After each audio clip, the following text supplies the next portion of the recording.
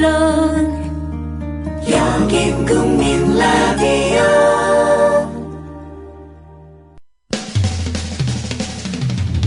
시대와 역사의 맥이 짚힌다. 조상훈의 뉴스바. 현장에서 전해드리는 실시간 정치권 뉴스. 네, 정치권 소식 국회 출입하는 김효진 PD 연결해서 들어보겠습니다. 안녕하십니까? 네, 안녕하세요. 김효진입니다. 예, 새정치민주연합 쪽 얘기부터 좀 해야 될 것 같습니다. 예. 박영선 국민공감혁신위원장, 뭐 이 타이틀이 맞는지는 모르겠습니다. 예. 이상돈 중앙대병의 교수 당 비대위원장으로 영입하려다 뭐 지금 나온 얘기를 본다면 본인이 또 고사하겠다 뭐 이렇게 얘기까지 된 상황인데요. 네. 이게 결국은 그 박영선 의원의 정치 생명에 큰 타격을 줄 것이다. 이런 분석이 많다고요? 네, 그렇습니다. 이 이상돈 카드가 워낙 여러모로 큰 저항을 수반할 수밖에 없기 때문에 이 박 위원장 입장에서는 이것이 받아들여지느냐, 비토당하느냐에 따라서 향후 정치 행보의 향배가 달라질 수도 있습니다. 만약 이 카드가 폐기될 경우 이 박 위원장은 회복하기 어려울 정도의 정치적 내상을 입을 것이란 게 새정치연합 내부의 목소리입니다. 어제 이상돈 교수 영입 구상이 공개된 뒤에 새정치연합 몇몇 의원들하고 얘기를 좀 나눠봤는데 이 기본적으로 무리수였다. 너무 큰 도박이다라는 평가 일색이었습니다. 예. 개인적으로는 박 위원장이 대체 왜 저렇게 조급해하고 지도력 비슷한 걸 보여주려고 집착하는지 모르겠다는 어느 의원의 말이 인상적인데 새누리당 이완구 원내대표와의 세월호 특별법 1, 2차 협상 때부터 박 위원장이 일관적으로 보여준 다소 독단적인 스타일이 이번에 정점을 찍은 게 아닌가 싶습니다. 박 위원장이 야심이 너무 컸다. 지금의 시국을 개인적인 도약기로 삼으려고 무리한 것 같다는 등의 분석도 있었습니다. 예.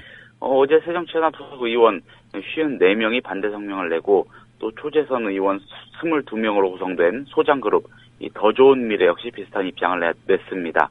온건파로 분류되는 이 민진모 의원들 또한 비슷한 입장이라고 합니다. 사실상 이 당 전체가 반기를 든 것으로 볼 수 있겠고 일각에서 찬성 목소리가 나온다고는 하지만 크게 의미를 부여할 수준은 아닌 것으로 현재까지 보입니다. 예.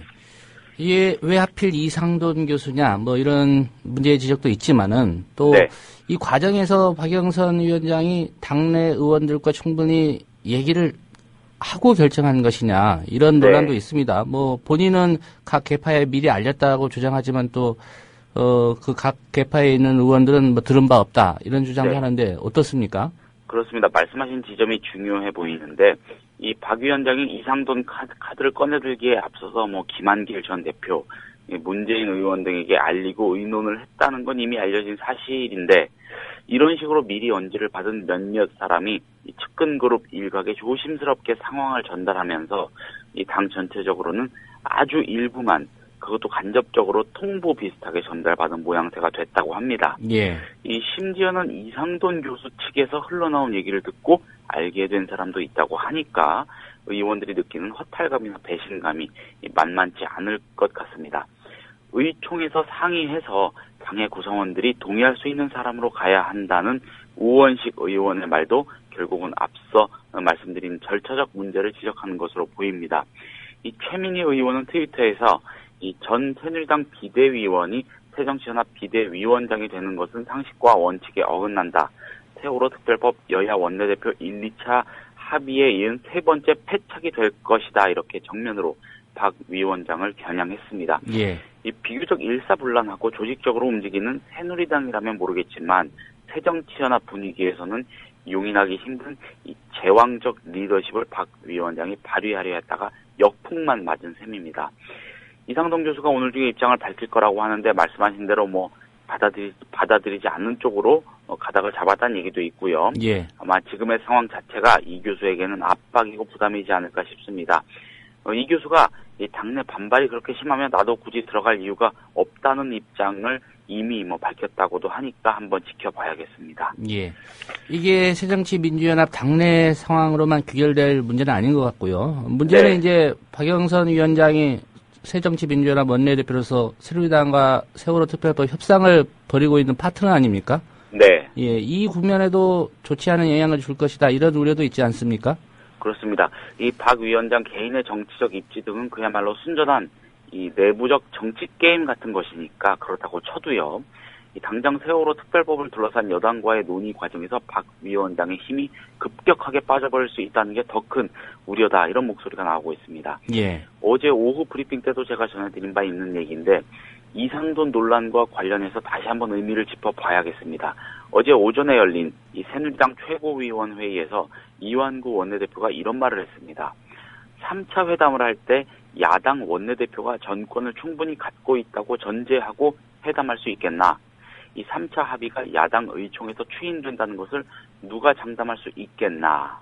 이런 얘기인데 사실 이런 말은 박영선 위원장 입장에서는 자존심이 땅에 떨어질 수 있는 그런 얘기로도 볼 수 있겠습니다. 예. 그래서 더 잔인하게 들리는 말이기도 하고요. 그런데 공교롭게도 이완구 원내대표가 친절하게 우려해준 상황이 바로 어제 더 심화돼 버린 겁니다. 박 위원장이 어떤 식으로든 현 상황을 추스르고 다시 협상 테이블에 나가든 또 바통을 넘겨받은 누군가가 새로 협상 테이블에 나가든 상관없이 이미 상처는 깊어진 모양새입니다. 예. 시간 관계상 오늘 소식은 여기까지만 듣겠습니다. 고맙습니다. 네, 알겠습니다. 네, 정치권 소식 김효진 PD였습니다. 국민 라디오 지지하는 4가지 방법 아시나요? 다운로드하기, 별점 주기, 댓글 달기, 구독하기. 국민 라디오를 보다 많은 이들에게 전할 수 있는 가장 손쉬운 방법. 다운로드하기, 별점 주기, 댓글 달기, 구독하기. 잊지 마세요. 다운로드하기, 별점 주기, 댓글 달기, 구독하기.